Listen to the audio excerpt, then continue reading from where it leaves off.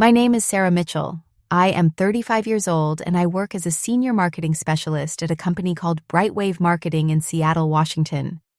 I was born and raised in a small town just outside Portland, Oregon, but like many people who wanted a bigger life, I moved to the city in search of opportunities. I thought I had finally found my dream job in 2018. I had a stable position, a beautiful office overlooking the city, and a yearly salary of $78,000 that made me feel like all the late nights and student loans were worth it. I was proud of what I had achieved, and I thought I had joined a team that would become a second family to me. I was wrong. When I first started, everything felt like a fresh chapter in my life.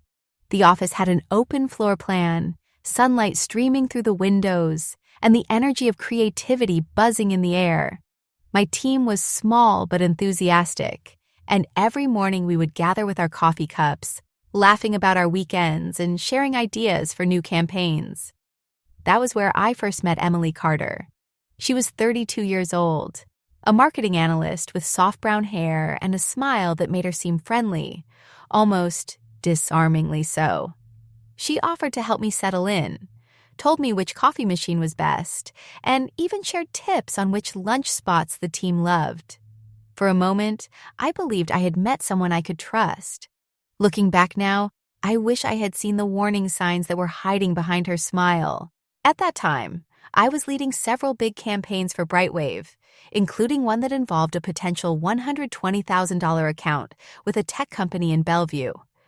I had earned the respect of my boss, Robert Thompson, a 48-year-old marketing director who ran the department with a no-nonsense attitude. He valued results and rewarded creativity, and I was determined not to disappoint him.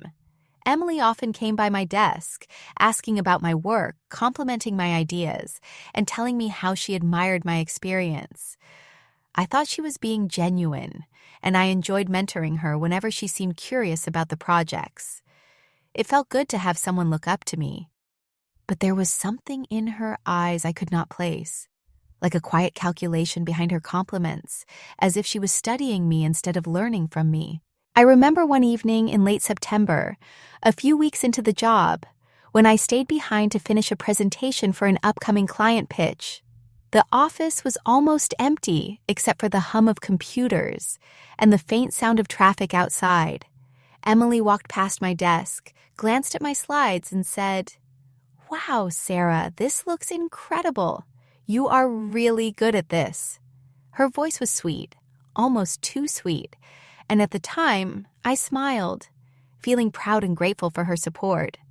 I had no idea that she was memorizing every single detail of my work, preparing for the moment she would quietly turn my own efforts against me.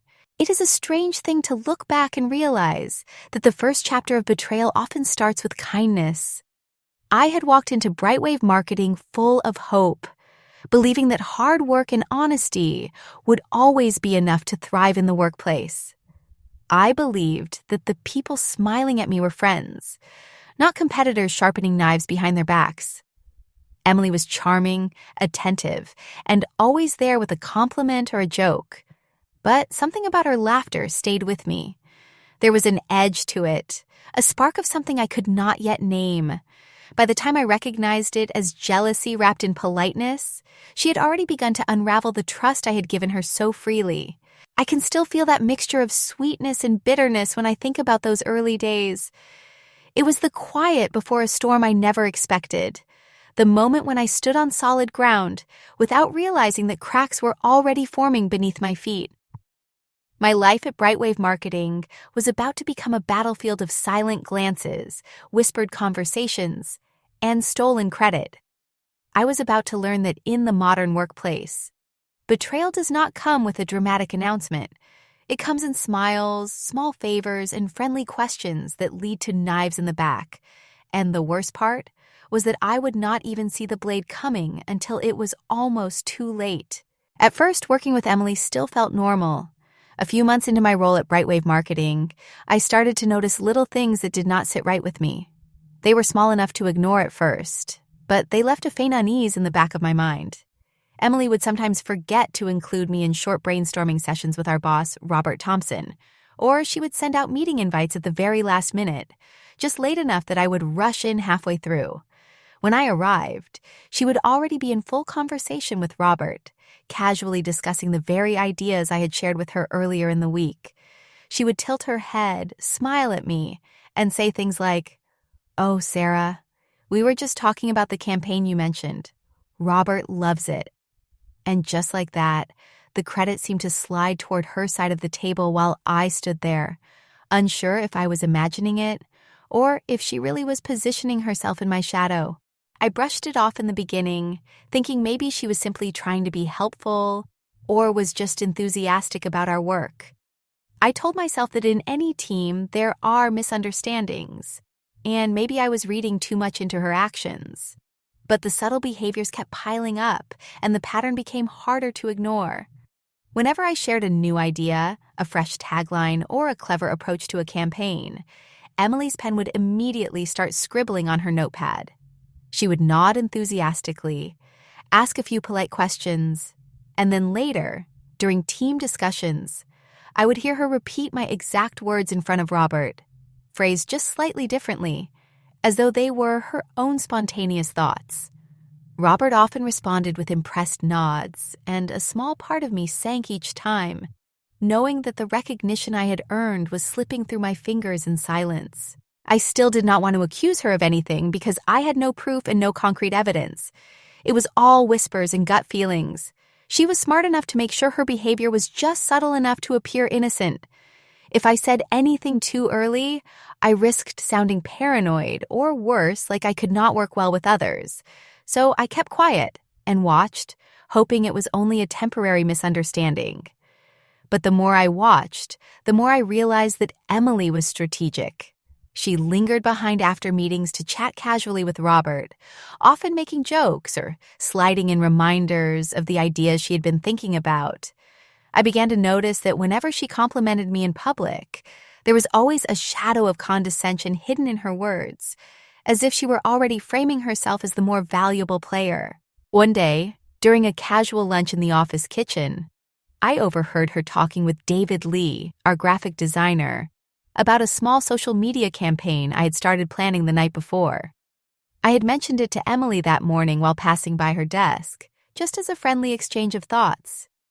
Yet here she was, describing it to David as something I have been brainstorming for a while. I froze in the doorway for a second, pretending to refill my water bottle, and forced a polite smile as I walked past. She looked up at me with that same friendly face, completely unfazed, as if she had not just stripped my work down to a casual anecdote for her own story. The resentment began to grow quietly inside me. It was like a slow burn, not fiery enough to explode, but hot enough to leave me restless at night. I replayed these moments in my head, questioning whether I was too trusting, too open with my ideas. I realized that Emily had a way of positioning herself close to people in power, using charm and timing as her weapons. She never confronted me openly, never said anything that could be quoted as cruel or competitive, but her silence when credit was given to her instead of me spoke louder than words. I started to see the early outline of the betrayal forming, like the first shadow before a storm.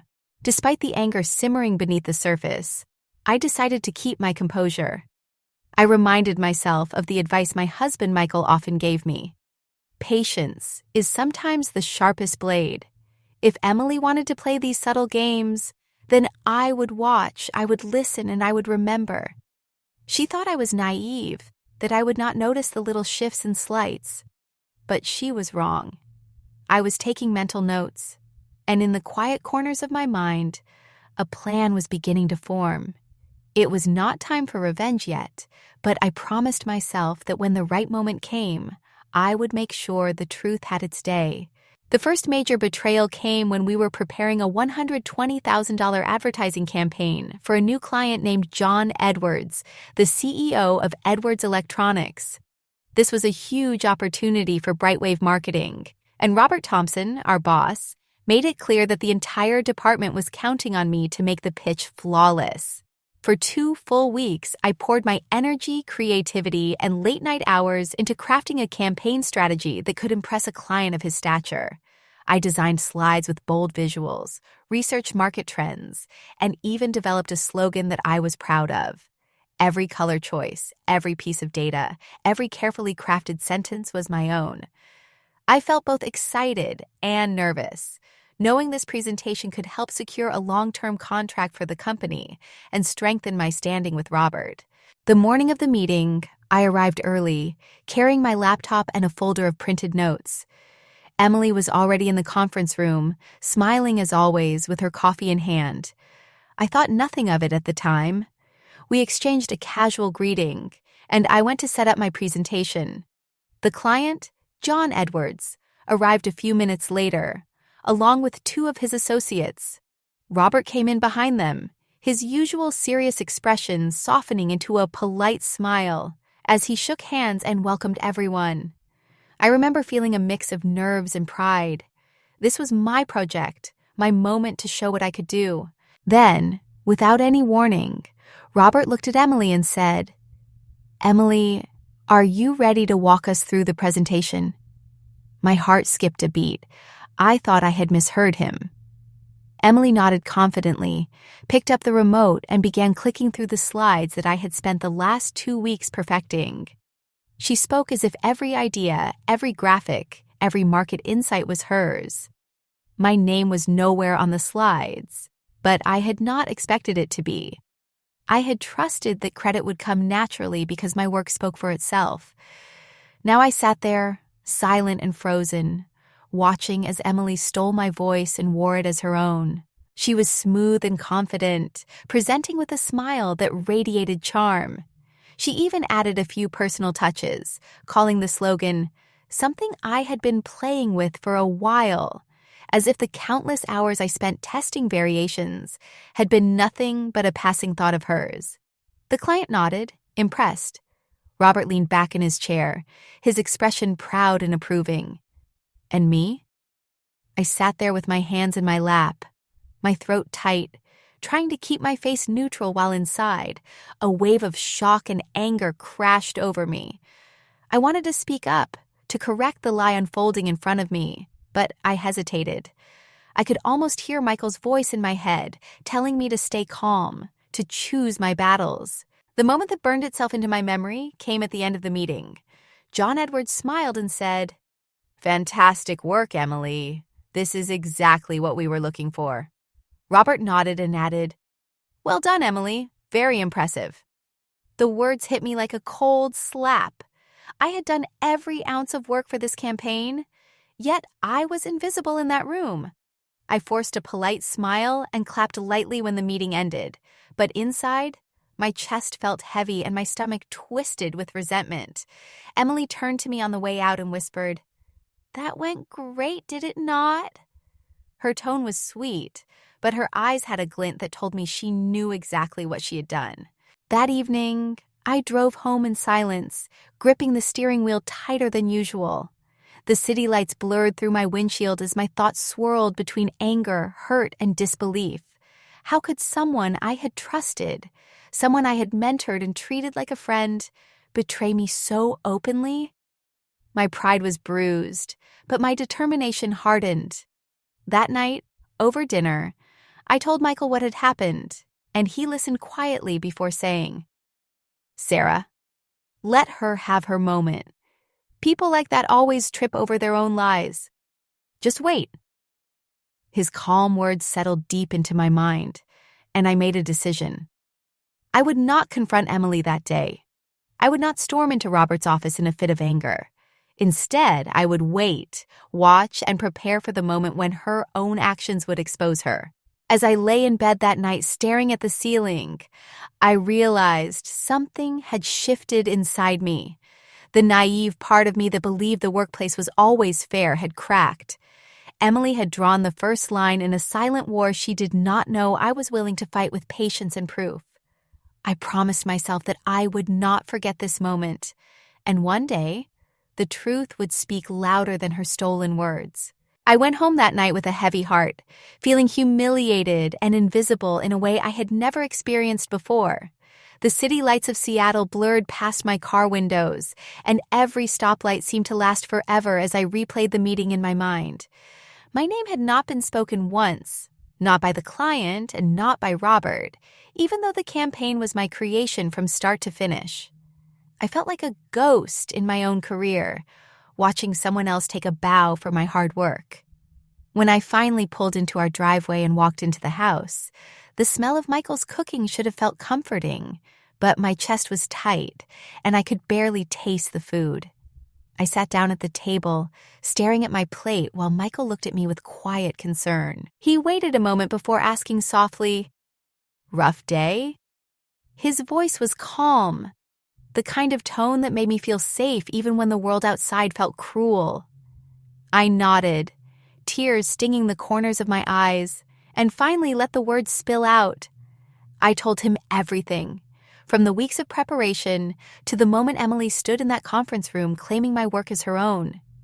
I told him how Robert and the client had praised her, how I had sat there in silence, and how every second of that meeting felt like a slow, twisting knife. When I finished, Michael reached across the table, placing his hand over mine, and said in a steady voice, "Sarah, do not fight back now. Watch and wait. People like her always make mistakes." His words were both comforting and challenging, reminding me that patience can be more powerful than anger. That night, after the dishes were done and the house was quiet, I lay awake staring at the ceiling, my thoughts bouncing between hurt and determination. I felt a mixture of anger and disbelief, but beneath that was a strange sense of clarity. I realized that if I let my emotions take control, I might make a mistake that would cost me my job or my reputation. Emily wanted to rise quickly, and she was using me as her ladder, but if she was reckless enough to steal my work, then sooner or later, she would overreach. I decided that I would stay calm, and instead of confronting her in the heat of the moment, I would start to collect every piece of evidence I could find. If she wanted to play a quiet game, then I would play quietly too. Only I would do it smarter. The following morning, I walked into the office wearing my usual polite smile, even though my chest still carried the weight of the night before. Emily was already at her desk, sipping coffee and laughing at something on her phone. She greeted me with a cheerful, "Good morning, Sarah," as if nothing had happened, as if she had not erased me from my own work. I nodded and returned the greeting, pretending to be unbothered. Inside, however, I was sharper than ever, observing her every move. I began saving emails and project drafts, organizing my work in private folders with timestamps, and making sure that any idea I shared in conversation was documented somewhere first. It felt strange at first, almost paranoid, but each step gave me a small sense of control. I was not powerless, I was preparing. In the weeks that followed, I noticed more of the small, cutting moments that had probably been happening all along. Emily would offer to help with parts of my projects, only to later present them in meetings as if she had been leading all along. She would casually mention to Robert that she had been thinking about a certain marketing strategy that just happened to be the exact idea I had emailed her the night before. But instead of letting the anger consume me, I took mental notes and quietly stored my evidence. Every email, every draft, every message became a small shield for the future.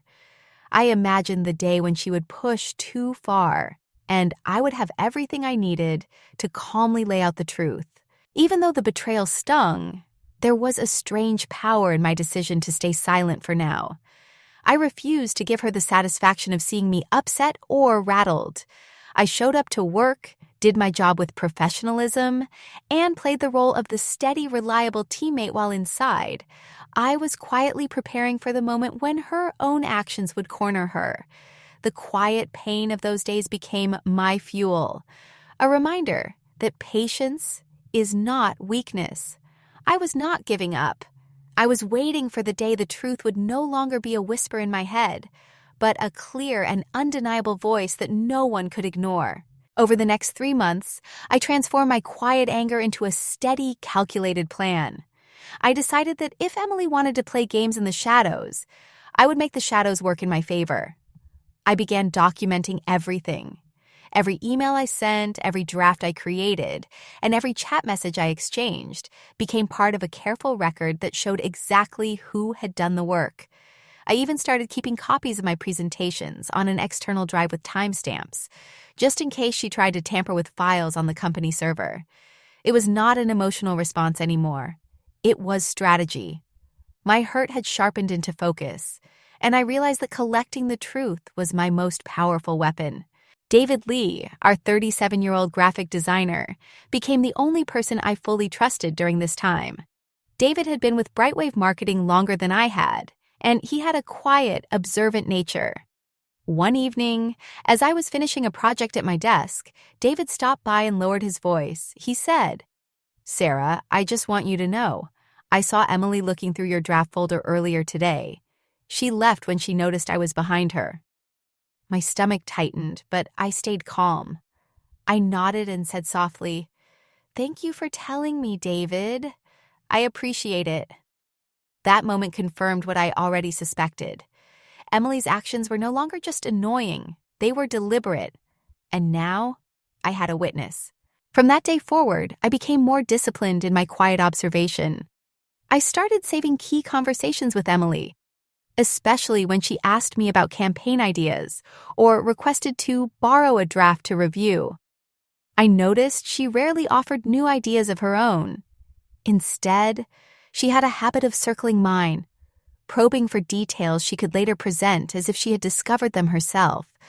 It was subtle, but once I saw the pattern, it became impossible to ignore. Meanwhile, in meetings, I kept my smile steady and my voice calm. I spoke clearly about my contributions without sounding defensive, and when Robert praised the team, I let it roll off my back, knowing that my growing collection of evidence was my silent armor. During this time, I also confided in Michael, my husband, about the small victories I felt each day as I stayed one step ahead. At night, I would tell him about the files I had secured, or the little moments where I caught Emily lingering near my desk. He would listen, shake his head, and say, "She is digging her own hole. Just keep doing what you're doing." His support gave me strength to keep going without exploding in anger, because part of me wanted to call her out every time she smiled at me like we were still friends. But I knew better. I knew patience was my ally, and I could not let emotions ruin the careful strategy I had set in motion. There were days when my resolve was tested. Emily's charm with Robert was strong, and sometimes I watched her walk into his office with her notebook, laughing at his jokes, and then walk out with a look of quiet triumph. I had to remind myself that surface victories did not last forever. Real victories came with proof, and proof was what I was collecting piece by piece. I treated every project like a silent investigation, building a timeline that no one could dispute when the moment came to reveal the truth. I felt like I was playing chess while she was playing checkers, and I was content to let her make the first reckless move. By the end of the 3rd month, I had assembled a private folder that was like a map of the entire story. There were emails showing my original drafts, chat logs where Emily asked leading questions, and project files with timestamps proving who had done the work first. I even had David willing to confirm that he had seen her snooping. It was not yet time to use it, but having that folder felt like holding a shield and a sword at the same time. My confidence grew, and for the first time since the betrayal began, I felt in control. I knew that sooner or later, Emily would make a mistake big enough for the world to see. And when that day came, I would be ready to let the quiet truth speak louder than any accusation. By June of 2021, I had grown quieter, sharper, and far more careful than I had ever been before. The months of watching Emily take credit for my ideas had changed me. I no longer moved through the office with blind trust, and I no longer left my work exposed on shared drives for anyone to wander through. That was when a new campaign came in, the biggest one yet for me at BrightPath Marketing. It was a $250,000 product launch for a tech client that could bring our company long-term prestige. Robert trusted me to lead it, and I could feel the weight of that responsibility the moment he handed me the assignment. I accepted it calmly, but inside, I was already preparing for what I knew Emily would try to do. This time, I worked in silence, but with a plan that gave me control. Every draft I created was watermarked with my name and the date in small, discreet letters at the bottom corner of each slide. I kept all my files in private folders that only I could access, and I made sure every step of my process was backed up on an external drive. I left nothing on the shared company server that could be taken without leaving a trace. For 2 weeks, I crafted that presentation with everything I had, pouring late nights and endless coffee into creating a perfect, polished strategy. Each slide felt like armor, and each piece of evidence I kept was a quiet reminder that I was ready for anything Emily might attempt. Just as I expected, she began circling me again as the presentation date drew closer. She stopped by my desk with casual questions, asking how the project was coming along and whether I needed any help. Her voice was sweet, but her eyes had that same calculating glint I had come to know too well. One evening, I stayed late to review the final version, and when I returned from grabbing a coffee, I noticed my screen had been minimized. I said nothing, but I knew she had been there. The next morning, I checked the shared drive, even though I had not saved my final version there, and I saw that a copy of my file had been opened and edited at a strange hour the night before. I felt a calm settle over me instead of panic. I was ready. The day of the client meeting arrived. Robert, the client, and a few team members gathered in the large conference room. Emily looked confident, almost too confident, as she set up the laptop. I watched quietly as she opened what she thought was the final version of the presentation. My heartbeat was steady, and I let the silence stretch as the first slide appeared. Within seconds, I noticed the missing images, the broken formatting, and the scattered text. My carefully balanced design was gone. Emily hesitated, her fingers trembling slightly on the clicker as she flipped to the next slide, which was worse than the first. A large placeholder box read, "Image missing," and the client raised his eyebrows. Robert's voice cut through the room. "Emily, what is going on with this file?" he asked, his tone firm. She stammered something about technical issues and tried to recover, but the damage was already done. I waited a moment, then calmly said, "Robert, if it is all right, I have the complete version ready to go." I connected my laptop, opened my original presentation, and the room seemed to exhale as the polished slides appeared in perfect order. My watermarks were subtle but visible enough for Robert to notice, and I saw his eyes narrow slightly as he glanced at Emily. The rest of the meeting went smoothly, and the client was impressed with the final version I presented. My voice was calm, my explanations clear, and every piece of data aligned exactly as planned. I could feel the shift in the room, the quiet understanding that something had happened behind the scenes that no one wanted to say out loud yet. Emily sat in silence, her confidence evaporating with each passing slide. I did not need to gloat or accuse her. The truth was already speaking for me, and for the first time in months, I felt the weight on my chest start to lift. When the meeting ended, Robert pulled me aside. He did not say much, but the look in his eyes told me that he understood more than he let on. My patience had finally turned into quiet power, and Emily's first visible mistake had opened the door to everything that was about to come. The room was silent after I finished the presentation. The client smiled, Robert nodded, and I could feel Emily shrinking in her chair as the tension thickened like a fog. Robert glanced at the screen, then at Emily, and then at me. His eyes narrowed slightly before he leaned back in his chair and said, "Let us pause for a moment." He turned his gaze toward Emily and asked, "Emily, why is Sarah's name on all these slides?"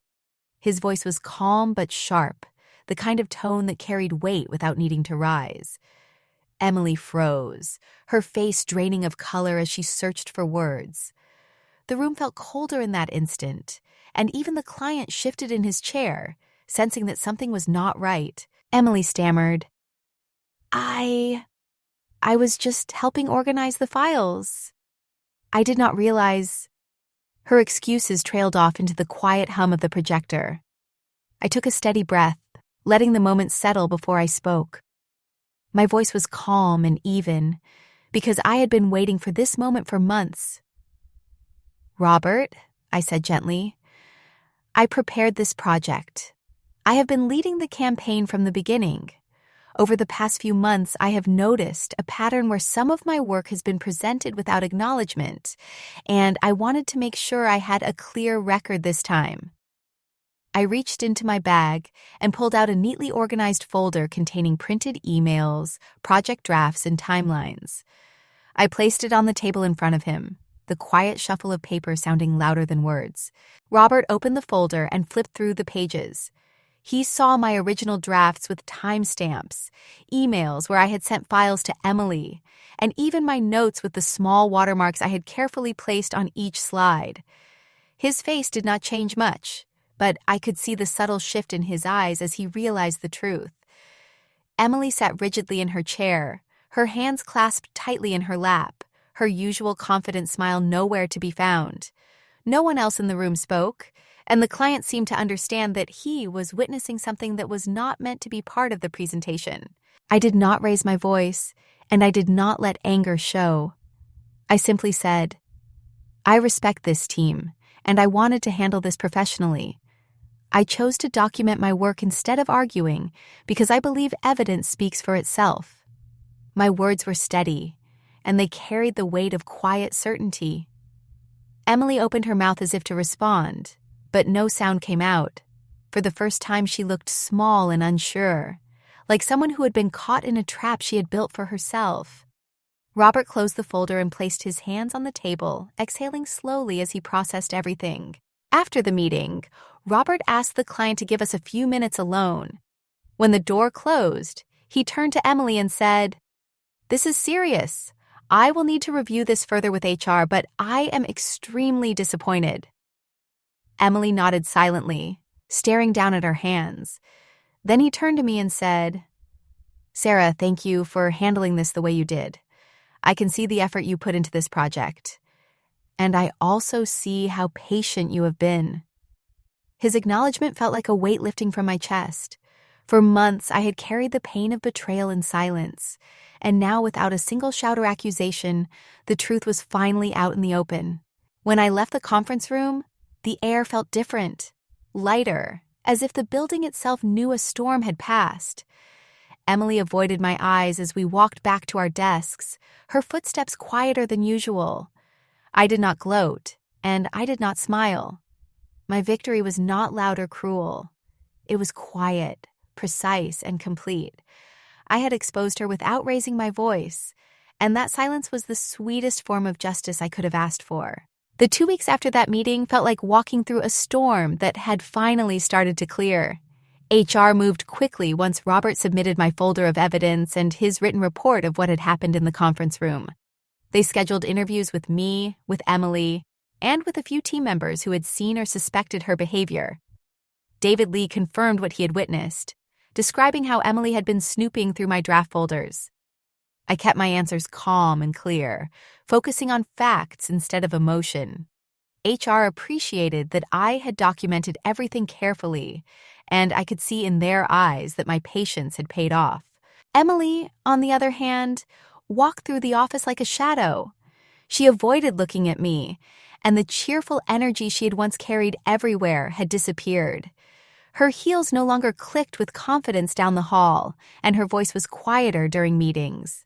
Robert began assigning me more responsibilities directly, bypassing Emily entirely. While I did not see the HR conversations, I knew something was shifting. The office, which had once felt heavy with silent tension, now felt like it was holding its breath, waiting to see what would happen to her. After the investigation wrapped up, HR called me in and told me that Emily had received a formal written warning. She was being removed from all major campaigns for the next 6 months and placed on a performance improvement plan. The words were professional and measured, but the meaning was clear.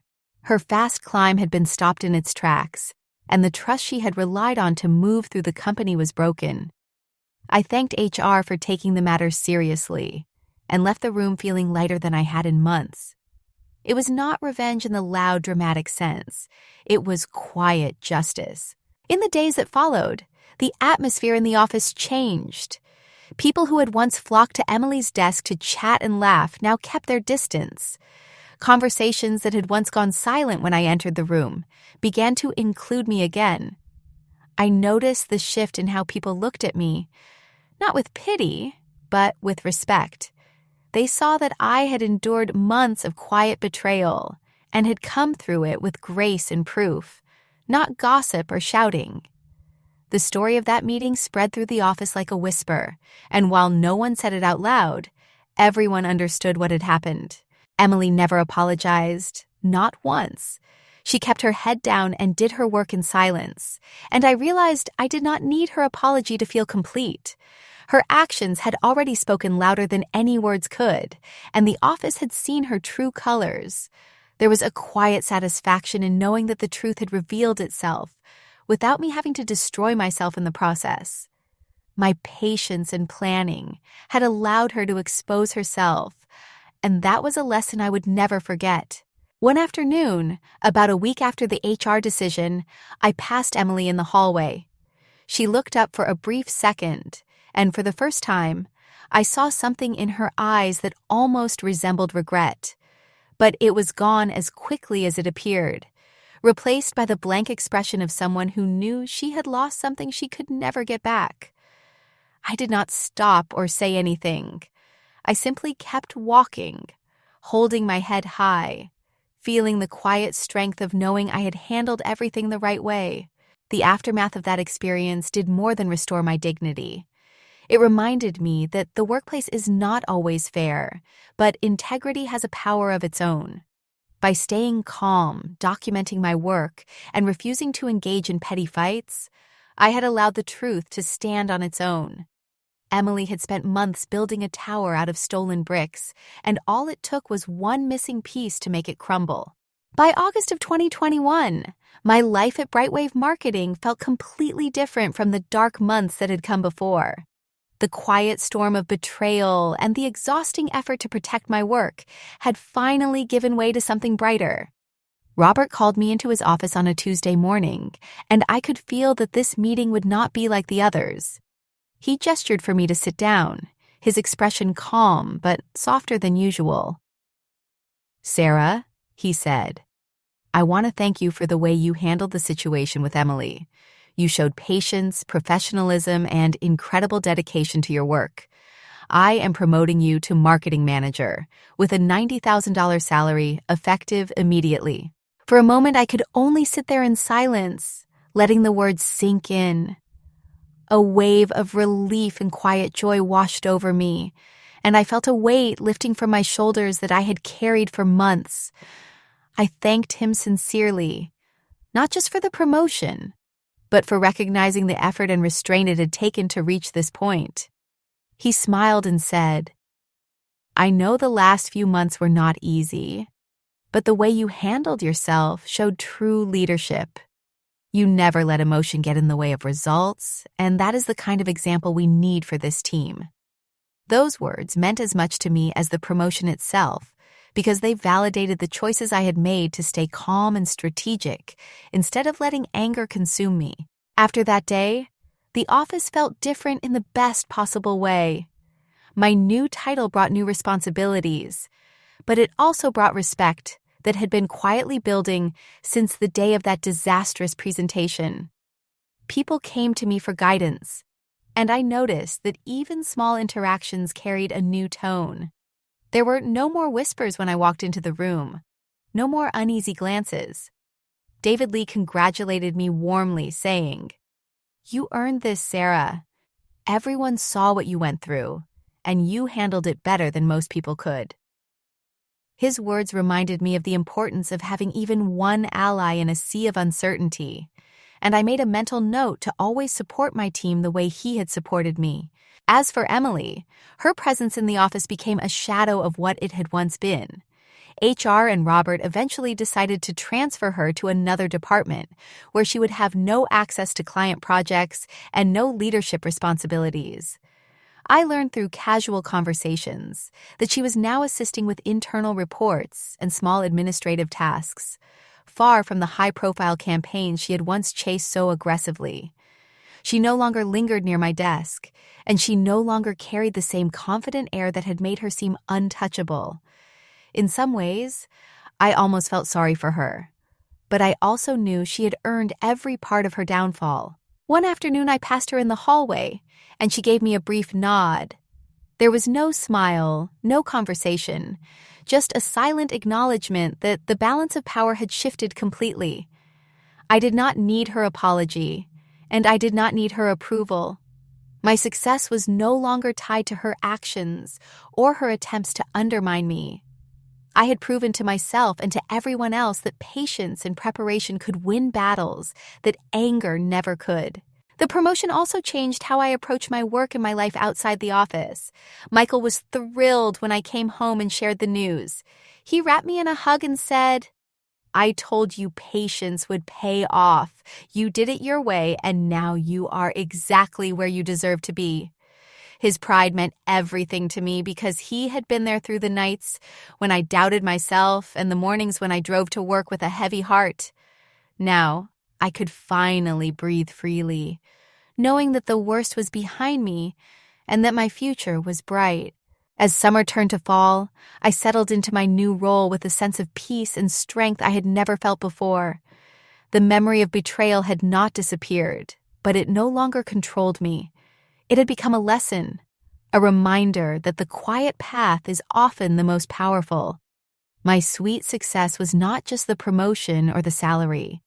It was the knowledge that I had faced betrayal, endured it with dignity, and risen above it without ever compromising who I was.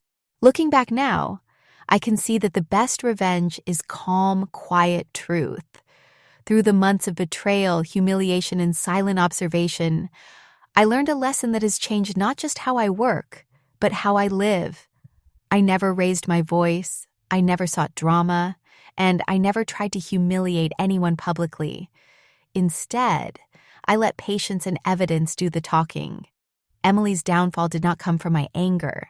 It came from her own choices, shining a light on the truth that had been waiting in the background all along. When I think about those long evenings spent documenting my work and the countless moments when I wanted to confront her but held back, I realized that restraint was my greatest weapon. Anger would have burned fast and left me empty. Silence and preparation, on the other hand, built a quiet wall around me that she could not climb. Every email I saved, every time-stamped draft I created, was like laying a brick in that wall. When the time came, I did not have to fight. I simply stepped aside and let the evidence speak for itself. I also learned that dignity is louder than any accusation. There were so many mornings when I drove to BrightPath Marketing with a heavy heart, thinking of how unfair the workplace could feel. I thought about the times Emily smiled at me like a friend while plotting ways to step over me. I thought about the quiet humiliation of hearing my own ideas praised as hers in front of our boss and our clients. Those memories could have consumed me, but instead, I decided that my response would define me more than her betrayal ever could. Choosing calm over chaos became a kind of personal victory every single day. When my patience finally paid off and the truth surfaced, I realized something else. People notice integrity, even if it takes a while. My boss, my coworkers, and even HR saw how I carried myself through the ordeal. They saw the difference between my steady professionalism and Emily's desperation to climb quickly, even at someone else's expense. That quiet contrast earned me respect that no loud confrontation could have achieved. It reminded me that success built slowly and honestly will always outlast shortcuts built on lies. If anyone listening to this is facing a betrayal at work, I want to share what I learned.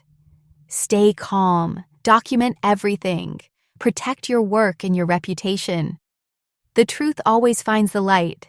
It might feel like the world is unfair, and it might hurt to watch someone else take credit for your efforts. But anger will not win you the battle, and shouting will not make people respect you. Evidence, patience, and integrity will. Let your work speak for you, and give others the chance to reveal who they really are through their own actions. I have carried this lesson into every project I have taken on since then. I lead my team with transparency and respect, and I make sure that everyone knows the credit is shared fairly and openly. I know now that betrayal leaves scars, but it also builds strength if you face it with patience and focus. When I think back to the months of quiet struggle and the moment when the truth finally came out, I do not feel anger anymore. I feel proud that I never let someone else's dishonesty pull me down to their level. In the end, the story of my betrayal at BrightPath Marketing was not about revenge at all. It was about learning the power of restraint and the value of quiet confidence. The best victories are the ones that speak without shouting, the ones where the truth stands on its own. My journey through betrayal taught me that real success is not just about climbing higher, but about walking with integrity, no matter who tries to push you down. And that is a lesson I will carry with me for the rest of my life.